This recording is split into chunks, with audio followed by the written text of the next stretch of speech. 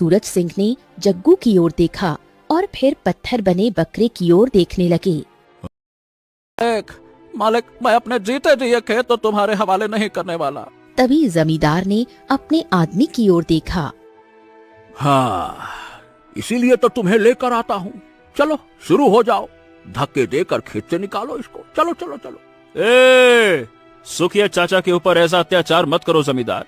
उन्होंने तुम्हारा समय पर हमेशा ब्याज चुकाया है। इस बार वास्तव में वो थोड़ी परेशानी में है। एक बार की तो बात है, इसमें क्या हो गया? अरे अरे अरे अरे, तेरी जुबान अब इतनी लंबी हो गई कि तुम मुझसे इस तरह से बात करेगा? हैं? जमींदार, परेशान मत करो। वाह रे वाह बेटा, तेरे अंदर इतनी हिम्मत आई कहां से कि तू अब गांव वालों का पक्ष ले रहा है? ससुर के नाती, देखते क्या हो? सुखिया को बाद में देखना, पहले इससे निपटो। जमींदार का नौकर जैसे ही जग्गू के पास उसे नुकसान पहुंचाने के लिए आगे बढ़ा, अगले ही पल जग्गू की अंगूठी से रंग बिरंगी किरणें निकलीं। वो किरणें जमींदार के नौकर पर पड़ी और जमींदार का नौकर पत्थर में परिवर्तित हो गया। ये देखकर जमींदार चौंक गया।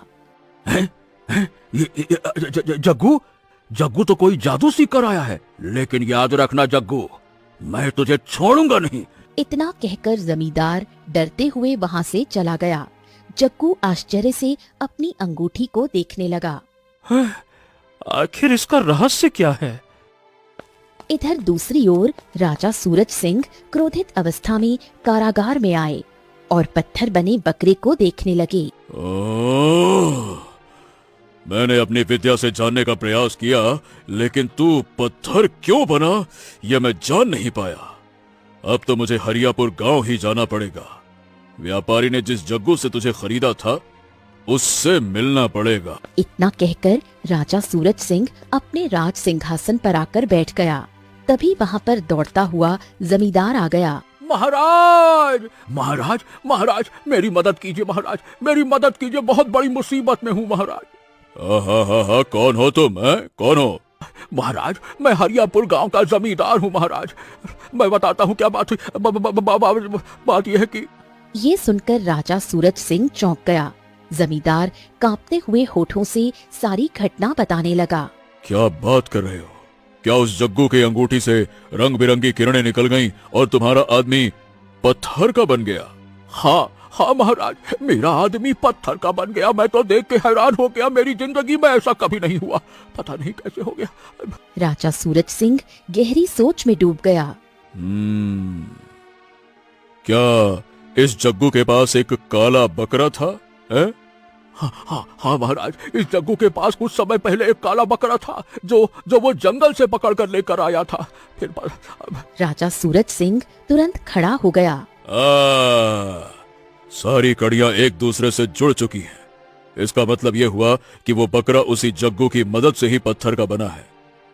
ठीक है, तुम यहीं ठहरो, मैं अभी आता हूँ। इतना कहकर राजा सूरज सिंह ने अपने कदम कारागार की ओर बढ़ा दिए। कारागार में एक बूढ़ा व्यक्ति बंद था। राजा सूरज सिंह ने अपने कदम वहीं रोक लिए और उसकी ओर देखने लगा। राजगुरु, राजगुरु, क्या हाल चाल है? कैसे हैं? तुम्हारी भविष्यवाणी गलत होने का समय आ गया है। तुम्हें याद है, बरसों पहले हमने तुमसे कहा था कि तुम्हारी भविष्यवाणी को हम गलत साबित करके दिखाएंगे। इतना कहकर राजा सूरज सिंह ने एक सैनिक की ओर इशारा किया। हाँ सुनो, राजगुरु को आजाद करो। आज ये उसका अंत होते हुए देखेगा। चलो। सैनिक ने कारागार का दरवाजा खोल दिया और राजगुरु राजा सूरज सिंह के साथ बाहर आ गया। कुछ देर बाद राजा सूरज सिंह राजगुरु को लेकर राज दरबार पहुंचा और एक सैनिक को आदेश दिया। जाओ, जाकर उस पत्थर के बकरे को लेकर आओ। जाओ। कुछ देर बाद सैनिक पत्थर का बकरा लेकर आ गया। अब मुझे जग्गू के पास ले चलो। जमींदार सूरज सिंह को जग्गू के घर पर ले गया। जग्गू अपने सामने राजा सूरज सिंह और पत्थर बने बकरे को देखकर बुरी तरह से चौंक गया। राजगुरु, ये पत्थर का बकरा जानते हो कौन है? ये पत्थर का बकरा वही है। ये सुनकर राजगुरु चौंक गए। राजा सूरज सिंह जग्गू की ओर देखने लगे। जमींदार ने हमें बताया जग्गू कि तुम्हारे पास एक विचित्र अंगूठी है जिससे कोई भी पत्थर में बदल सकता है। हाँ, और इसका चमत्कार मुझे कुछ देर पहले ही पता लगा। ओहो, तो लाओ, हमें वो अंगूठी दे दो, लाओ। क्या? नहीं नहीं नहीं नहीं नहीं, ये अंगूठी मुझे जंगल की एक विधवा स्त्री ने भेंट की थी। देखो महाराज, आप चाहे भले ही मेरे प्राण ले लो, लेकिन मैं ये अंगूठी आपको बिल्कुल नहीं दूंगा, ना, बिल्कुल ना। देखो, कहीं ना कहीं हमें यकीन है कि इस बकरे को पत्थर का तुमने ही बनाया है। जग्गू पत्थर बने बकरे को देखने लगा। इस बकरे को तो मैं पहचानता हूँ, ये तो मुझे जंगल में मिला था, लेकिन मैंने इसे एक व्यापारी को बेच दिया था। ये पत्थर का कैसे बना, सही में मैं नहीं जानता। मैं तो खुद इसे पत्थर का बना हुआ देखकर हैरान हूँ। गजब है। जमींदार राजा सूरज सिंह की ओर देखने लगा। अरे आप बातचीत में समय क्यों गवा रहे हैं महाराज? इसे बंदी बनाने का आदेश दीजिए और इसे पकड़कर महल ले आइए ना। तभी वहाँ पर दौड़ती हुई जमींदार की पुत्री पुष्पा आ गई। पिताजी, मैंने सुना कि आप जग्गू की शिकायत करने महाराज के पास गए हैं।